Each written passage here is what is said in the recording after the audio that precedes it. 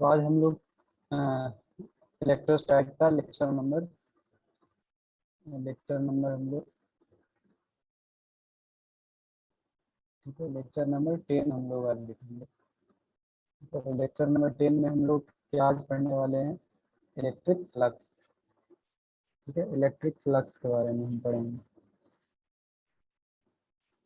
इससे पहले हम लोग इलेक्ट्रिक फील्ड लाइंस पढ़ चुके हैं लेक्चर नंबर 4 में। लेक्चर नंबर 4 में इलेक्ट्रिक फील्ड लाइंस हम लोग पढ़ चुके हैं। इलेक्ट्रिक फील्ड लाइंस क्या होता है, इसको कैसे रिप्रेजेंट किया जाता है, इसके प्रॉपर्टीज क्या होते हैं, तो ये सब चीज़ हमने पिछले क्लास में, ये लेक्चर नंबर 4 में हमने पढ़ा था। ठीक है, ये पढ़ा था हमने। कुछ रिव्यू कर लेते हैं कि इलेक्ट्रिक फील्ड लाइन अगर पॉजिटिव चार्ज है तो इससे इलेक्ट्रिक फील्ड लाइन जो होता है वो बाहर निकलता है इस प्रकार से। इस प्रकार से इलेक्ट्रिक फील्ड लाइन इससे बाहर निकलता है। अगर नेगेटिव चार्ज है तो नेगेटिव चार्ज में जो फील्ड लाइन्स होते हैं वो इंटर करते हैं, इसके अंदर प्रवेश करता है इलेक्ट्रिक फील्ड लाइन। ठीक है, ऐसा हमने पढ़ा था कि अलग अलग अगर ये चार्जेज हैं तो इस प्रकार से होता है। और अगर प्लस चार्ज और माइनस चार्ज दोनों साथ में अगर है तो कैसा रिप्रेजेंट किए थे, प्लस से निकलता है माइनस में इंटर करता है, ये प्लस से ऐसे निकल के माइनस में इंटर करेगा, ऐसे करेगा, यहाँ से निकल के इसमें इंटर करेगा, यहाँ से निकल के इसमें इंटर करेगा। ठीक है, इस प्रकार से सॉरी सॉरी सॉरी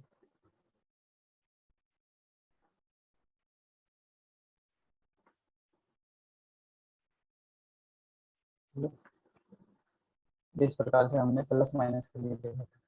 तो सेम चार्ज रहेगा plus plus, electric field lines repel करता है दूसरे का। इलेक्ट्रिक फील्ड लाइन्स ऐसे एक दूसरे को क्या करेगा, रिपेल करेगा। इस प्रकार से दूसरे को ऐसे रिपेल करेगा, ये ऐसे रिपेल करेगा।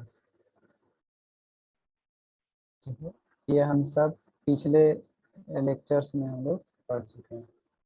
लेक्चर नंबर 4 में हम लोग ये सब पढ़ चुके हैं। जिन्होंने नहीं पढ़ा है लेक्चर नंबर, ठीक है, लेक्चर नंबर 4 जा करके आप इलेक्ट्रिक फील्ड लाइन्स के बारे में पढ़ सकते हो। ठीक है, तो इन सब चीज़ को पढ़ते हुए अब हम लोग आगे निकलते हैं और इलेक्ट्रिक फ्लक्स पढ़ते हैं। इलेक्ट्रिक फ्लक्स क्या होता है?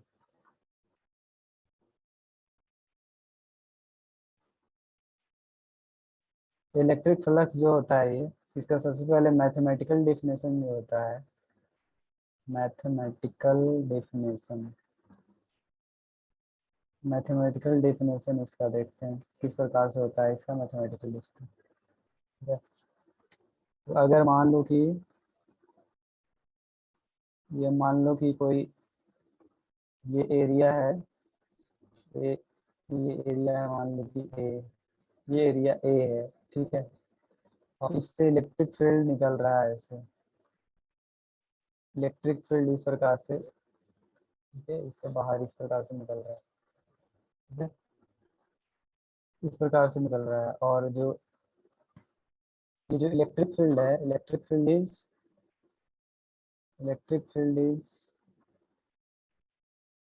Perpendicular electric field is perpendicular to area. ठीक है, एरिया से सरफेस से क्या है, सरफेस से क्या है, परपेंडिकुलर है। ठीक है, जो इलेक्ट्रिक फील्ड है वो परपेंडिकुलर है। तो इसका फ्लक्स जो होता है, इलेक्ट्रिक फ्लक्स जो होता है, सबसे पहले इलेक्ट्रिक फ्लक्स जो होता है, इट इज डिनोटेड बाय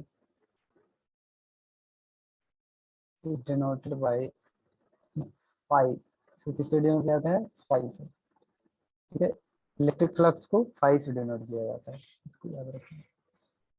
तो अगर इस केस है तो यहाँ पर फाई ऐसे निकाला जाता है, फाई बराबर होता है अगर इलेक्ट्रिक फील्ड सतह से परपेंडिकुलर निकल रहा है तो फ्लक्स जो होगा वो होगा इलेक्ट्रिक फील्ड का मैग्नीट्यूड, अगर इलेक्ट्रिक फील्ड ई है, और इनटू गुना ये एरिया, ई इनटू ए।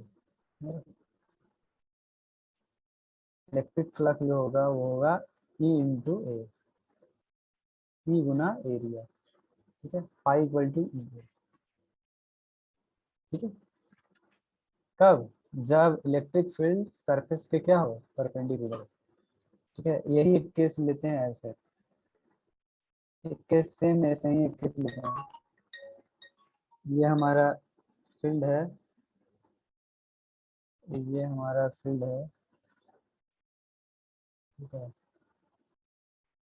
ये हमारा सरफेस है, और जो इलेक्ट्रिक फील्ड है, वो मान लेते हैं कि इस प्रकार से,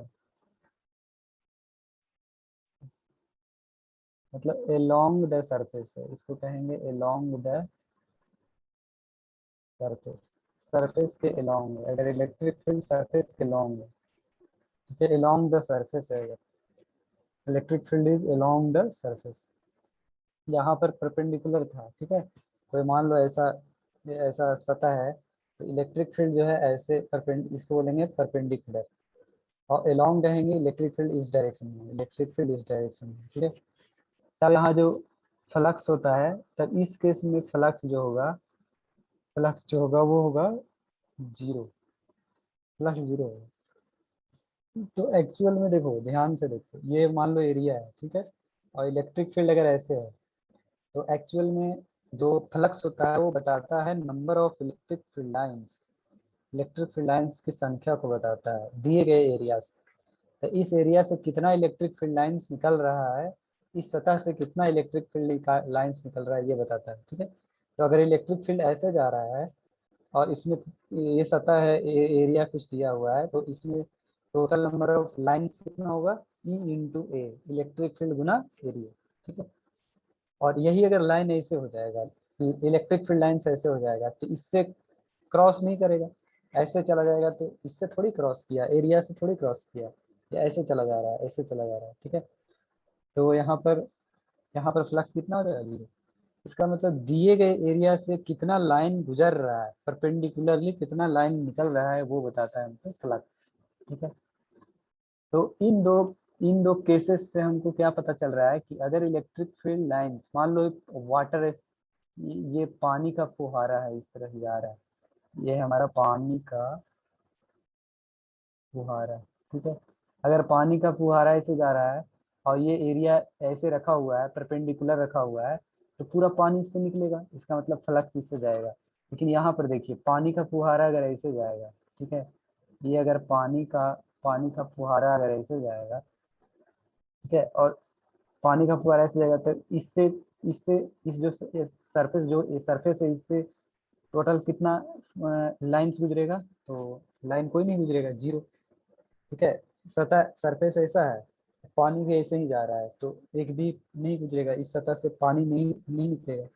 यही अगर ऐसे रहेगा, सतह ऐसे है, और पानी ऐसे जा रहा है, तो इस पूरे एरिया से वाटर निकलेगा, समझ रहे? तो इसका मतलब ये, यानी कि फ्लक्स क्या होता है एक्चुअल में, flux is the flux is the count of number of electric lines passing through given area. ठीक है, फ्लक्स जो होता है वो किसी एरिया से कितना इलेक्ट्रिक फील्ड लाइंस गुजर रहा है उसको बताता है। ठीक है, तो हम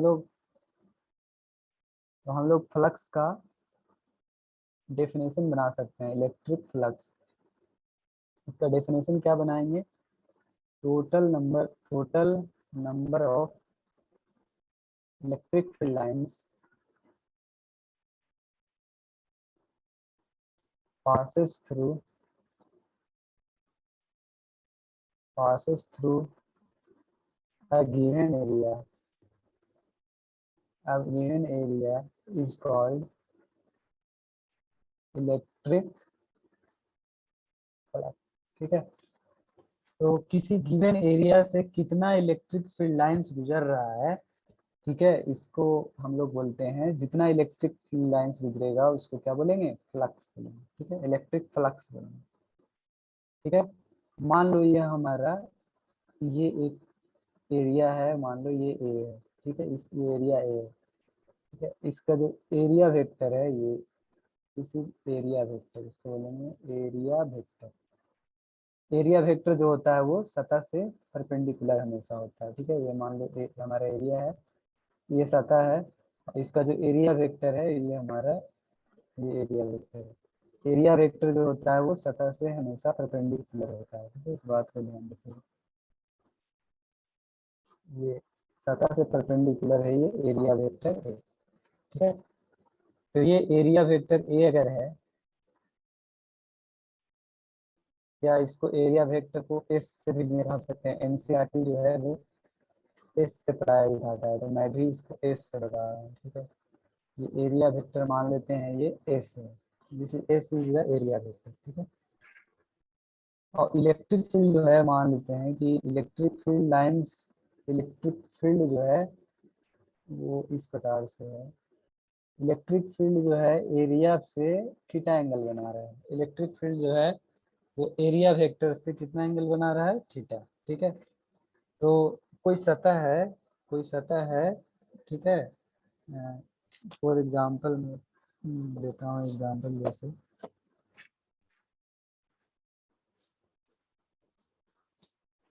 ठीक है, मान लो ये हमारा बुक का ये सतह है, ठीक है, बुक का ये हमारा सरफेस है, इस प्रकार से।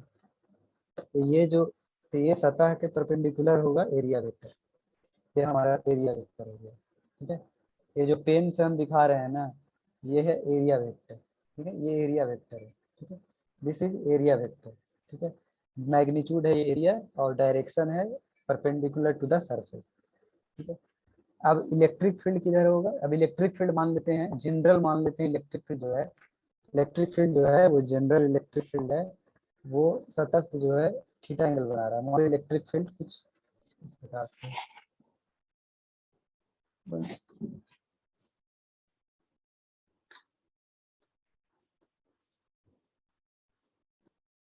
ये मान लो,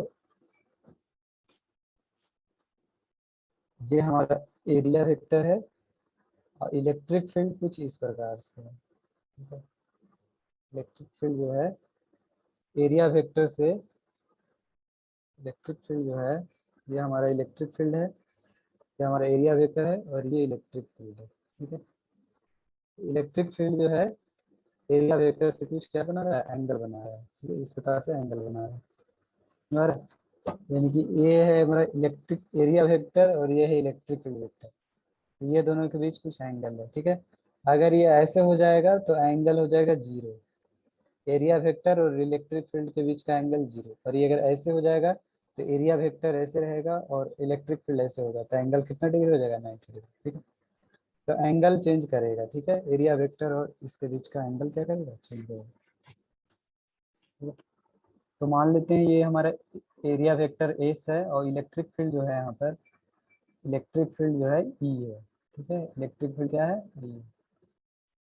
तो इससे जो फ्लक्स जाएगा, इसका फार्मूला जो होता है, flux phi equal to, electric flux phi equal to होता है dot product of E and S, dot product of E and S, E vector and S vector, dot product of area vector and area, electric field vector and area vector, ठीक है, phi equal to E dot, ठीक है। अब इसमें case बनेगा, case one क्या बनेगा कि if theta equal to zero, theta क्या हो जाए, जीरो हो जाए, इसका मतलब इलेक्ट्रिक फील्ड वेक्टर और एरिया वेक्टर दोनों के बीच का एंगल क्या हो जाए, जीरो हो जाए, ठीक है। तो इस केस में क्या होगा, फ्लक्स इज इक्वल टू क्या होगा, E S cos theta equal to E S cos zero, और कॉस जीरो कितना होता है, वन, तो हो जाएगा ई एस। फ्लक्स बराबर क्या होगा, flux is equal to E into S, flux is equal to क्या हो जाएगा, ई इंटू एस, ठीक है। ये कब होगा, जब एंगल दोनों एरिया वेक्टर और इसके बीच का क्या हो, जीरो। इसका मतलब इस प्रकार से यहाँ पर इसका ग्रा, ये ऐसा बनेगा कि ये मान लो है, ठीक है, ये हमारा एरिया है एस, और इलेक्ट्रिक फील्ड भी है उसी के लॉन्ग, इलेक्ट्रिक फील्ड जो है इस प्रकार से है, ऐसा है electric field, electric field vector और एरिया वेक्टर के बीच एंगल कितना हो गया है, जीरो डिग्री, ठीक है। तो मैक्सिमम फ्लक्स होगा ई इंटू एस, इस केस में सबसे ज्यादा इलेक्ट्रिक फील्ड लाइन जाएगा, ठीक है। तो फ्लक्स हो जाएगा ई इंटू एस, ठीक है। दूसरा केस में क्या हो जाएगा, केस टू होगा if theta is equal to 90 degree. अगर थीटा कितना डिग्री हो जाए, 90 डिग्री। 90 डिग्री हो जाएगा तो फ्लक्स कितना हो जाएगा, ई डॉट एस यानी ई एस कॉस थीटा। ई S cos 90 degree, cos 90 degree कितना होता है, 0। यानी अगर इलेक्ट्रिक फील्ड और एरिया वेक्टर के बीच एंगल अगर हो जाए कितना डिग्री, इलेक्ट्रिक फील्ड और एरिया वेक्टर के बीच एंगल अगर 90 डिग्री का हो जाएगा तो फ्लक्स कितना हो जाएगा, 0। इसका मतलब मान लो कि, तो हमारा, मान लो ये है हमारा एरिया है, ये हमारा सतह है, ठीक है। इसका इलेक्ट्रिक फील्ड जो है एस एस है, और जो इलेक्ट्रिक फील्ड है वो एस के परपेंडिकुलर है। इलेक्ट्रिक फील्ड जो है इस लाइन में है। कितने डिग्री का कोण बन रहा है, 90। तो इस केस में इस सतह से जो होगा कोई भी फ्लक्स नहीं गुजरेगा, नेट फ्लक्स क्या होगा, 0 होगा, ठीक है। तो ये हमारा फ्लक्स के बारे में हमने ये पढ़ लिया, ठीक है।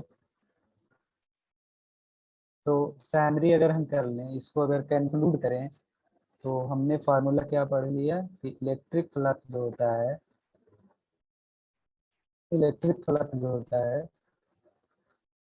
फाई इक्वल टू होता है E dot delta S, E dot delta S, ठीक है। हेयर ई इज क्या, ई क्या है, there E is electric field vector. Delta S क्या है, delta S is area vector.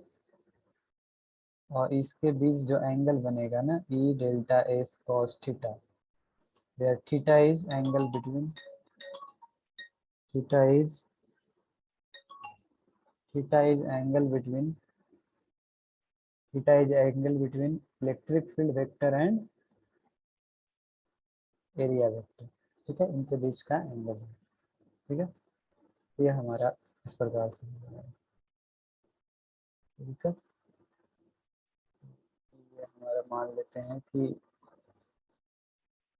ये एरिया, ये हमारा एरिया दिया था,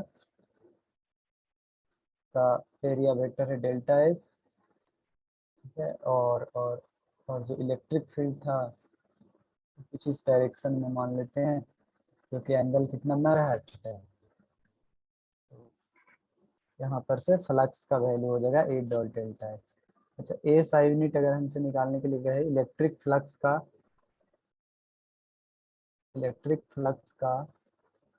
ए साई यूनिट निकालो। तो ए साई यूनिट क्या है, E into area. Electric field का ए साई यूनिट क्या होता है, फोर्स पर कूलम, और एरिया का होता है मीटर स्क्वायर। तो हो गया फोर्स मीटर स्क्वायर पर कूलम। तो ये साइन यूनिट, इस प्रकार से हम डायमेंशन भी निकाल सकते हैं, ठीक है। यहाँ से हम क्या निकाल सकते हैं, डायमेंशन। कोई दिक्कत, चलो। तो हमने यहाँ से इलेक्ट्रिक फ्लक्स के बारे में पढ़ लिया कि इलेक्ट्रिक फ्लक्स क्या होता है। तो बेसिकली इलेक्ट्रिक फ्लक्स होता है कि किसी दिए गए एरिया से, कोई दिया गया एरिया से total number of electric field lines कितना गुजर रहा है, इसको बताता है इलेक्ट्रिक फ्लक्स, ठीक है। यानी electric flux is measure of total number of electric field lines. Electric field lines की संख्या को बताता है, कितना इलेक्ट्रिक फील्ड लाइंस उस दिए गए एरिया से गुजर रहा है। हो सकता है उस एरिया से मैक्सिमम इलेक्ट्रिक फील्ड लाइंस गुजरे, हो सकता है वो एरिया से 0 इलेक्ट्रिक फील्ड लाइंस गुजरे, उस एरिया से कोई इलेक्ट्रिक फील्ड लाइंस गुजरे ही नहीं, समझ रहे। तो बहुत सारे केसेस हो सकते हैं, ठीक है। तो हम यहाँ पर एक दो एग्जाम्पल से स्टार्ट करते हैं, इलेक्ट्रिक फ्लक्स निकालने के लिए एक दो एग्जाम्पल से स्टार्ट करते हैं अपन, ठीक है। तो हम सबसे पहला एग्जाम्पल लेते हैं।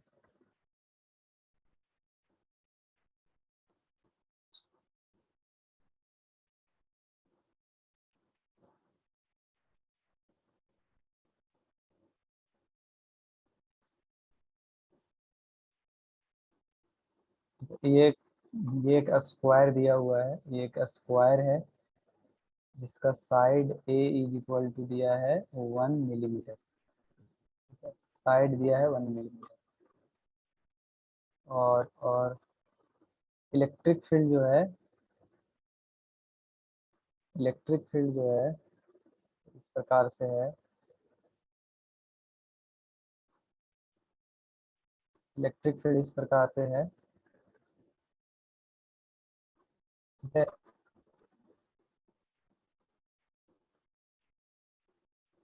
Electric field is perpendicular to surface of given area। ये जो एरिया दिया हुआ है ना इसका, ये जो सतह दिया हुआ है इसके इससे परपेंडिकुलर है, ठीक है, इससे परपेंडिकुलर है इलेक्ट्रिक फील्ड, इससे परपेंडिकुलर है इलेक्ट्रिक फील्ड। तो मुझे आप थीटा बताओ कितना होगा। जो इलेक्ट्रिक फील्ड लाइन से वो सतह के परपेंडिकुलर है, थीटा मुझे कोई कोई बताएगा थीटा क्या होगा। थीटा क्या 90 डिग्री होगा या 0 डिग्री होगा? 0 डिग्री होगा, क्योंकि एरिया वेक्टर सतह से परपेंडिकुलर होगा और फील्ड भी सतह से परपेंडिकुलर है, तो दोनों के बीच एंगल कितना हो गया? 0 डिग्री, ठीक है। एंड इलेक्ट्रिक फील्ड का वैल्यू दिया है 5 न्यूटन पर कूलम। तो हमसे पूछ रहा है कि find out electric flux, electric flux निकालो। तो पाई बराबर क्या होता है? E delta S cos theta, ई डेल्टा एस कॉस,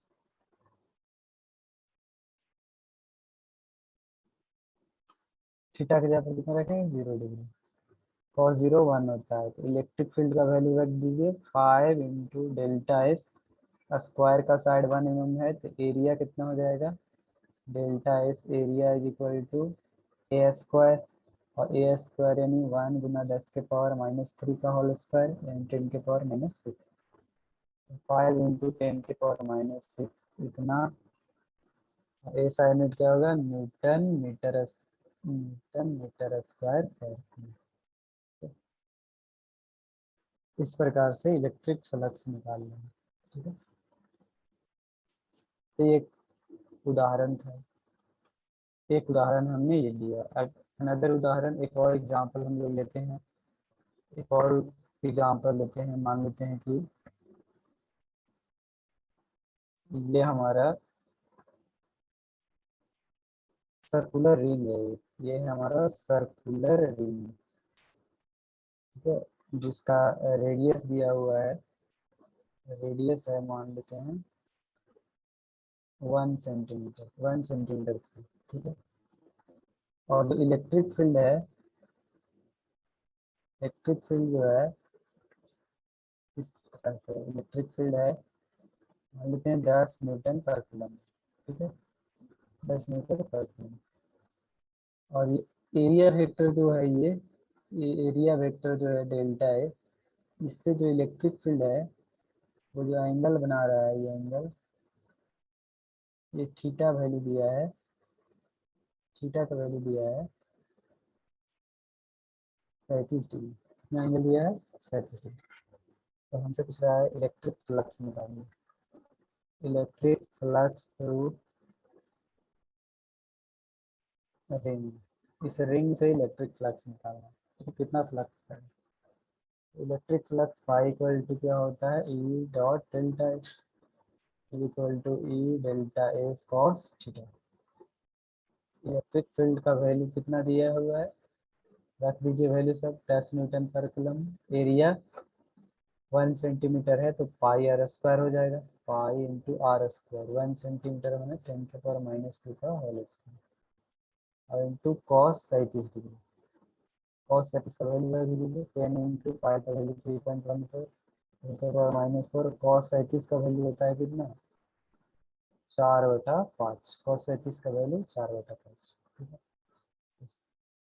साइन 53 बराबर कॉस 37 इक्वल टू होता है 4/5, cos 37 cos 53 equal to sine 37 जो होता है हमारा 3/5।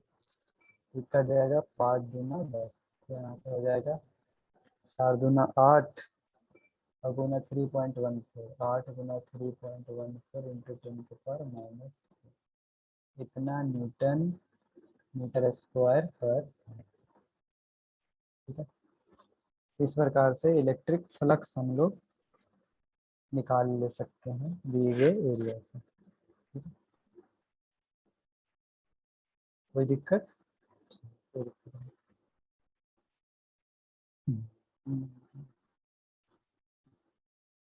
और एग्जांपल इससे एक अगर देना हो, थोड़ा सा इसको टफ बनाना है, तो क्या कर सकता है? इलेक्ट्रिक फील्ड वेक्टर दे देगा। मान लो इलेक्ट्रिक फील्ड वेक्टर दे दिया है 2i cap plus 3j cap, कितना न्यूटन पर कूलम, इलेक्ट्रिक फील्ड वेक्टर। और एरिया वेक्टर जो है, एरिया वेक्टर जो है उसको भी आपको दे दिया है, एरिया वेक्टर को भी दे दिया है। एरिया वेक्टर मान लो है, ठीक है, 3i cap minus 5j cap metre square, this is area vector. अब है calculate electric flux through given area. दिए गए एरिया से इलेक्ट्रिक फ्लक्स निकालना है। फाइव फाइव इक्वल टू क्या होता है? E dot delta. Electric field क्या है? 2i cap plus 3j cap, और डॉट प्रोडक्ट डेल्टा इसके साथ करेंगे तो 3i cap minus 5j cap. इनका डॉट प्रोडक्ट करेंगे तो कितना हो जाएगा? 3 दूनी 6, और जे जे के साथ होता है plus minus minus, S T I 100। Dot product में क्या होता है? आई आई के साथ गुना होता है, जे जे के साथ गुना होता है। ठीक है, तो फ्लक्स आ गया हमारा -9 न्यूटन मीटर स्क्वायर पर। तो ठीक है,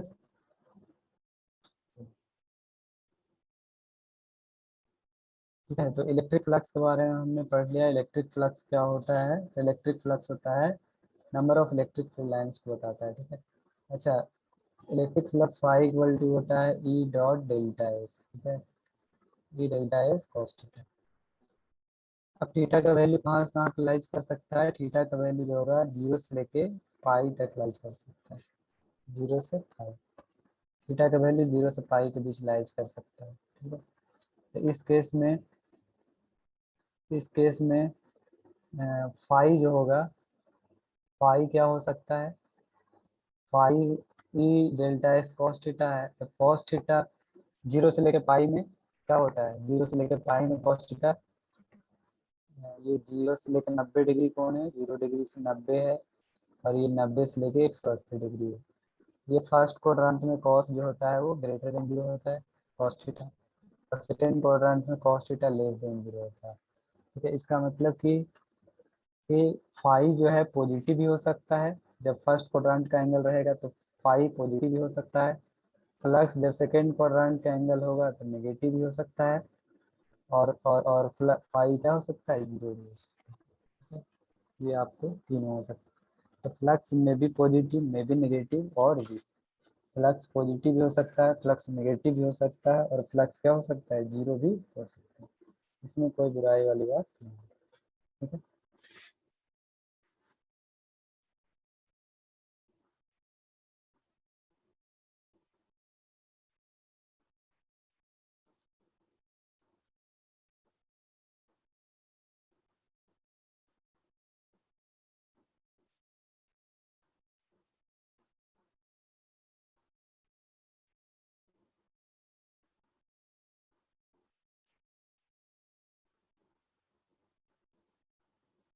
ठीक है। अब इनफाइनाइटेशनल फ्लक्स, बहुत छोटा फ्लक्स। तो अगर स्मॉल फ्लक्स को हम बात करें तो इसको डी फाई से बोलते हैं। डी फाई मतलब होता है क्या? स्मॉल फ्लक्स, तो बहुत छोटा फ्लक्स है। ठीक है, तो डी फाई बराबर क्या फॉर्मूला होगा? E dot small area D S. D S क्या है? Small area. ठीक है, तो अगर स्मॉल फ्लक्स अगर निकालना है डी फाई, अगर मान लो छोटा सा कोई एरिया है, ये एरिया है डी एस। ठीक है, और इलेक्ट्रिक फील्ड जो है ई है। ठीक है, और ये डी एस वेक्टर और इसके बीच का एंगल कितना है? थीटा है। तो इससे फ्लक्स बराबर क्या हो जाएगा? डी फाई इक्वल टू होगा ई डॉट डी एस। ठीक है, तो ये हमारा एक बहुत टेक्निकल इंपॉर्टेंट थिंग है जिसका हम आगे बहुत प्रयोग करेंगे। ठीक है, D phi equal to E dot D S. ठीक है, डी फाई क्या है? Small flux is equal to E dot D S. E है इलेक्ट्रिक फील्ड और डी एस है हमारा एरिया वेक्टर, दोनों का क्या वर्क है? E dot D S. चलिए, तो आज के लेक्चर में हमने क्या सीखा? आज का लेक्चर में हमने सीखा है समरी। हमारा आज का लेक्चर जो है, आज का लेक्चर हमारा था क्या, इलेक्ट्रिक फ्लक्स। इलेक्ट्रिक फ्लक्स का फॉर्मूला हमने क्या सीखा, phi equal to E dot delta S. ठीक है, ई डॉट डेल्टा एस में ये फार्मूला बहुत इंपॉर्टेंट सीखा। और small flux D phi, small flux D phi equal to E dot D S. ठीक है, E dot D S. Flux कैसा क्वांटिटी होता है, scalar quantity. Flux is a scalar quantity. Flux को किससे दिखाते हैं, पाई से। ठीक है, फ्लक्स का एसआई यूनिट क्या होता है, न्यूटन पर कूलम मीटर स्क्वायर। ये सारे इंपॉर्टेंट चीजें हमें फ्लक्स के बारे में आज के लेक्चर में पढ़ा है। ठीक है, तो आज का लेक्चर हमारा फ्लक्स पे था, इलेक्ट्रिक फ्लक्स के बारे में था। अगला लेक्चर जब हम शुरू करेंगे तो इस चैप्टर का सबसे मोस्ट इम्पॉर्टेंट लॉ पढ़ने वाले हैं हम लोग नेक्स्ट लेक्चर में गॉस लॉ पढ़ेंगे। ठीक है, गॉस लॉ के बारे में पढ़ेंगे, गॉस लॉ क्या होता है, इसके एप्लीकेशंस क्या होते हैं। तो इस चैप्टर का सबसे इम्पोर्टेंट टॉपिक जो है Gauss law and its application, वो हम नेक्स्ट लेक्चर में पढ़ेंगे। ठीक है, वीडियो देखने के लिए धन्यवाद। अगले लेक्चर में मिलते हैं, तब तक के लिए गुड बाय।